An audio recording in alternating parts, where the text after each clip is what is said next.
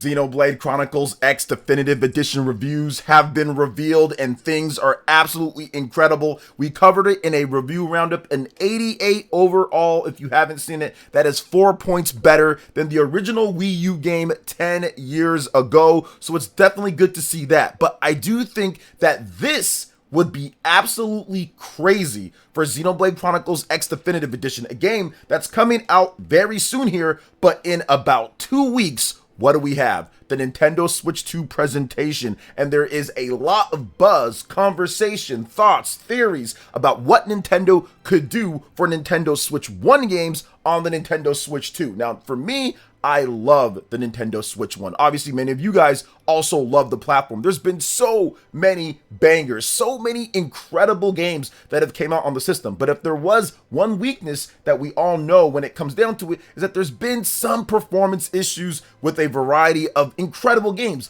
Doesn't mean it makes or breaks the game overall, maybe for some people, but for the most part, people really enjoyed some of these games. But with some stability, when it comes to some patches, potentially even an increase in resolution, it can already take an awesome game, fundamentally and structurally sound, and turn it into something incredible. And that's where I think, overall, Xenoblade Chronicles X Definitive Edition is a technical masterpiece on the Nintendo Switch. Heck, it's a technical masterpiece on the Wii U. It does what few games in today's modern day can even do 10 years later, with its seamless open world, complete with transformations of mechs or scales as they call them, and being able to fly all over the place. It is just something that, despite people want to say it's empty or not, whatever the case is, you just don't see a lot. You don't see it, and when you do, it's kind of weird how it's done. And Xenoblade Chronicles X Definitive Edition is able to pull that off seamlessly anywhere that you want on the go on a tablet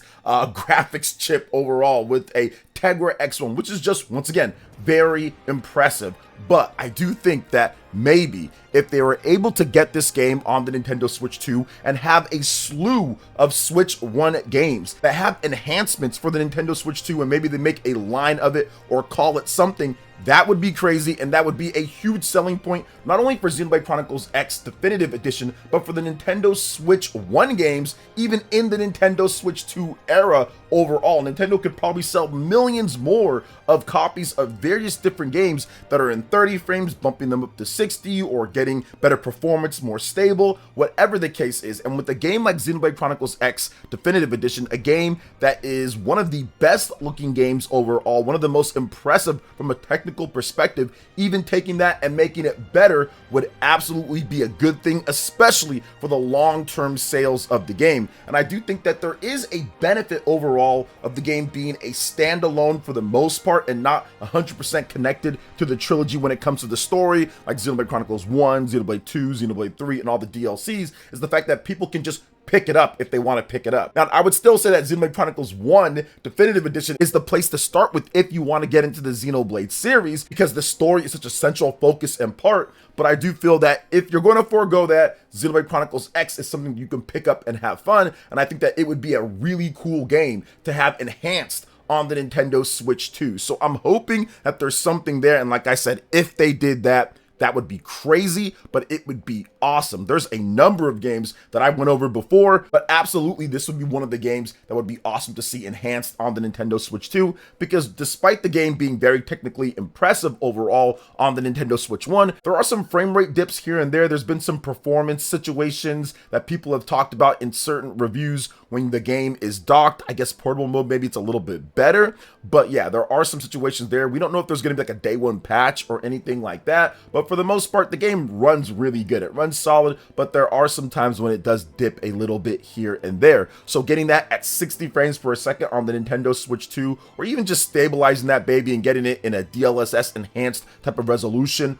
4K, whatever, I think that would be so good, because the Nintendo Switch 2 is several times stronger than the Nintendo Switch 1, and of course, far more modern overall, even beyond the whole raw horsepower, the modern nature of the chip and what they've been able to do when it comes to NVIDIA and Tegra over the last number of years since 2015 when the Tegra X1 launched. man, it's just a night and day type of difference. So that would really work well with Nintendo's developers that are familiar with the system, that are familiar with the tools and how to work with different things with NVIDIA and are learning new things. And I think it would just be great overall with the overhead that the Nintendo Switch 2 is going to have from what we understand with the RAM and everything else about the system. So we'll see if that happens with Xenoblade. And once again, man, that would be an awesome thing to see a number of titles being enhanced at the Nintendo Switch 2 presentation. But another enhancement that I'd like to go over is for those that are not subscribed to the channel to go ahead and hit that subscribe button and enhance your YouTube sub feed overall with PlayerEssence as one of your subscribed channels. I would really appreciate it if you enjoy the content.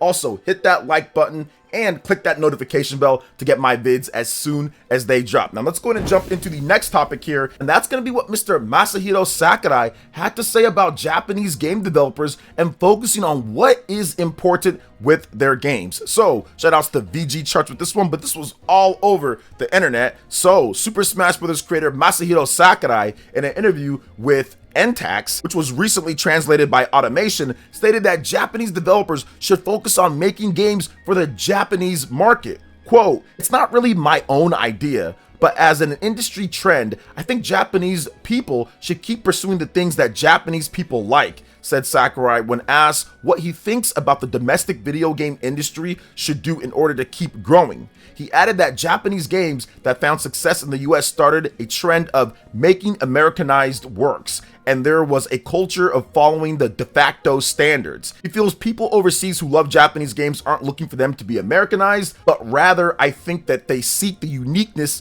and fun of Japanese games. He concluded in saying, "In other words, I think that the ideal would be to make games the way you like, as those who agree with you enjoy them." He feels it is important for the industry to do things freely without letting others' ideas be forced on them. Sakurai was also recently awarded the Art Encouragement Prize from the Japanese government's Agency of Cultural Affairs. So, and honestly, that's exactly what Nintendo's been doing, and I think that that's why Nintendo's games have such a widespread appeal, to where you can take a game like Xenoblade, and yeah, maybe it's not the most popular overall worldwide, but you can sell a lot of copies in Japan, you can sell a lot of copies in the US and Europe and other places. Same thing goes for Mario. They just made a game, and it's the gameplay that you get when you're in Japan, or the gameplay that you get when you're in Europe, or the gameplay that you get when you're in any part of the world. And The Legend of Zelda, and the list goes on in games when it comes to Japanese titles that Nintendo just puts out and tries to make a game uniquely fun, and people worldwide will gravitate towards that without having to try to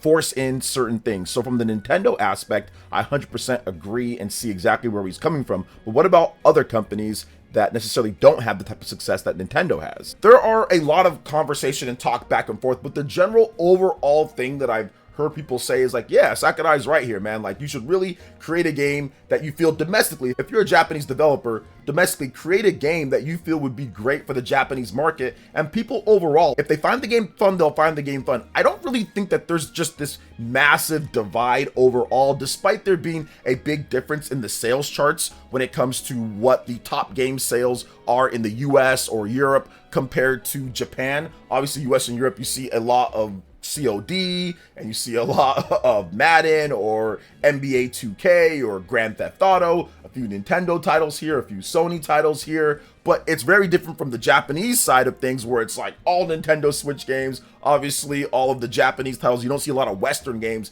in the top sales. With Japan, you'll see platformers, you'll see RPGs, you'll see a lot more variety in terms of things compared to some more of the same type of games, but you see a lot of Nintendo first-party games in those top sales by the end of the year in Japan, usually, and then you'll usually see like a FromSoft game too, like Elden Ring or something like that. So there is a divide there, but generally speaking, most of the best Japanese games overall that have had success in the West, I don't think they necessarily try to do things in terms of for Westerners. I mean, yeah, there are some quality of life features that they've built in to consider a wide range of people, but overall, I still think the games like Monster Hunter or Final Fantasy or Dragon Quest, especially Dragon Quest and Monster Hunter, they still try to stick true to what would be fun domestically and how Japanese players would play. And of course, if you find success overseas, if you do different things, there's always different types of ways that you can make a certain game in terms of how the characters are and whatever, to have broad, wide range appeal that Japanese players will love, but then also fans of the Japanese style games and how those games are made are going to love worldwide. And we've seen that once again. Now, there are some people who say, oh, well, Nintendo can do that. but Microsoft and Sony, if you're making games for Xbox and PlayStation, maybe you can't do so much of that. And maybe so, or maybe not. I think at the end of the day, people are looking for great games to play. And I think that trying to go out of your league or trying to go out of your way to try to force certain ideals or force certain type of things into a game that you don't necessarily know the full scope of, and it ends up making the game obtuse, will probably do more damage than it does good. So I can see what some people are saying when it comes to the other side of this, but I generally agree with what Mr. Masahiro Sakurai had to say on this topic. But what do you guys think?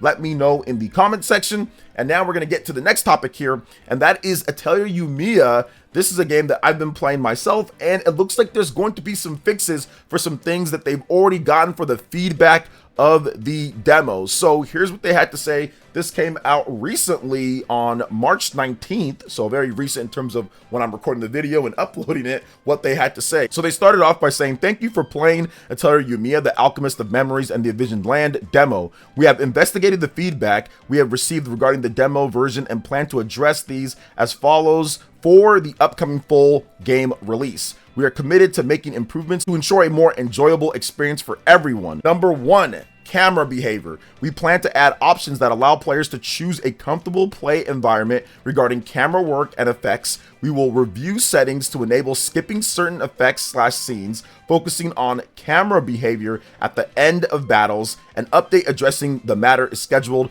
for the near future." So this is something that I talked about as well. Like the camera after you're done battling, it'll kind of like zoom into the character and kind of like disorient you. Like it doesn't just go from where the battle ended, and that can kind of lose your sense of where you're going when you're out in the open world. So that definitely needs to be addressed. Also, when you're fighting, like how it kind of zooms in, if they would zoom out a little bit so you can see a little bit more, that might be a bit better for the battles overall. But I still think that it's good that they said the number one thing here, and I think that's pretty much what a lot of people are complaining about, is the camera stuff, especially once again after the battle. So I like the fact that they're adding some quality of life and better improvements for that.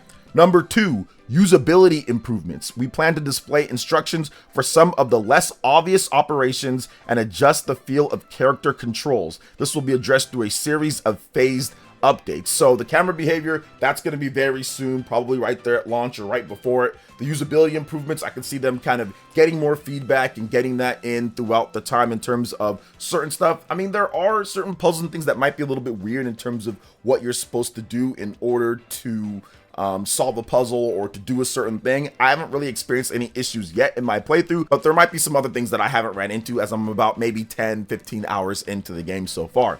All right, next up is additional optimizations. So we are working on further optimizations for some platforms. This will also be addressed through phased updates, with some improvements expected to be included in an update soon. So really the only platform that they're talking about here is the Nintendo Switch, because I've played it on the PlayStation 5, and from what I've seen from some frame rate tests that some people have put out there, you can't always trust what the random frame rate tests are because you don't know what type of equipment and all that they're using. But from what I've seen, it looks like PlayStation and Xbox, it runs it just fine. PC runs it just fine. It's at 60 frames per second. Everything's good. But the Nintendo Switch version is dipping. I think between portable mode and console mode docked, I think it runs a little bit better, but it dips below 30 frames per second all the time. And the game looks very rough on the Nintendo Switch as well. Now, it's a AA game, so it's not like it looks crazy on the PlayStation 5 or anything like that. But at the same time, like, it definitely looks a lot rougher. There's a lot more pop-up, and once again, it's dipping below 30 frames all the time. It's not hitting 30 frames consistently a lot in the open world. Now, in some of the smaller environments, yes, it can, but man, the open world is rough on the Switch. So I do think that some optimization is absolutely needed. Now, obviously the game, in terms of how it plays, when it comes to the combat system, it plays kind of like a really weird action RPG at times, but at the same time also kind of cooldown turn-based. And it's one of those things where some optimization would absolutely help with this type of game on the Nintendo Switch. And there might be some frame rate drops or something that I don't know about in the PlayStation 5 version based on where you are in the game, but from what I've played, there really isn't anything there. So the additional optimizations absolutely needed for the Nintendo Switch version of the game, and maybe even the Xbox Series S. I'm not really sure, haven't tested it out on there either, but I know the Xbox Series X and the PlayStation 5, PlayStation 4, probably the Xbox Series S as well. Those are all probably fine overall, and they're just talking about the Nintendo Switch here. So what do you guys think about Atelier Yumia? Have you tried out the demo yet? And look forward to my full thoughts on the game later as well, because I'll have a video discussing it or live streams as well. So what do you guys think about that? Let me know in the comment section. And next, I wanted to get into probably the worst announcement for a release date of a game. Croc, The Legend of the Gobos Remaster reveals a Nintendo Switch release date. And guess when it's happening, guys? Yeah, you guessed it. April 2nd, 2025. The day of the Nintendo Switch 2 reveal. Now, and I saw a lot of people on Twitter talk about, why would you reveal a game, or more like launch a game, not reveal. Why would you launch a game on April 2nd, 2025 with the Nintendo Switch 2 Direct, when everyone is going to be hyping, preparing, streaming, getting ready for the awesomeness that is the Nintendo Switch 2 and the flood of games that they're going to have to break their wallets for, and you're saying, here's Croc. I mean, listen, guys, like, I get it. Croc was one of those cult hit type of games. I think it even sold well on the PS1, but I mean, come on. On April 2nd, there's no way that is going to be a good date for that game. Unless you're trying to ride the coattails of the Nintendo Switch 2 and say Croc is also available on the Nintendo Switch 2 and have it be part of the announcement of all the other announcements. Maybe that might be the thing. I'm not really sure. But at the same time, hey, look, it is what it is. Let's talk about Croc and what they're going to be doing overall. And Croc, The Legend of Gobos, Argonaut's 1997 multi-million selling hit, features Croc, a lovable crocodile who embarks on a quest to rescue the Gobos from the clutches of the evil Baron Dante. The game's charming creativity made it an instant classic, and the remaster promises to bring the beloved game to a new generation of gamers with enhanced high-definition graphics, updated modern control mechanics, and a nostalgic, fun, and authentic gameplay experience that will be sure to ignite the imagination of players and remind them why they fell in love with video games in the first place. Additionally, retro gaming fans can be excited to learn that the remaster includes the Crocopedia, an extensive and meticulously curated digital museum containing long-lost development assets such as game design documents, concept art, animation tests, team member interviews, and much more. I actually really like that. I think that if you're releasing a classic game like this, that should be something, if you can find it and if you can get those documents and put it all in together, that should absolutely be something that you include in there. I'm a big history type of person when it comes to the gaming industry, so that type of stuff is pretty cool. They also stated that they are taking the extra time, because the game, I guess, was supposed to be released last year, to, quote, put the final touches to ensure the game meets the high standards that we aspire to and which you deserve. So there you go as well, guys. So what do you think about this release date? Croc is a good game, from what I understand. I haven't played it myself, but Croc is a good game. Or at least I think I maybe played it like at like a Toys R Us demo thing, or like a GameStop demo thing, or Funko Land, maybe back in the day. I'm not 100% sure, but I haven't played it all the way through to completion.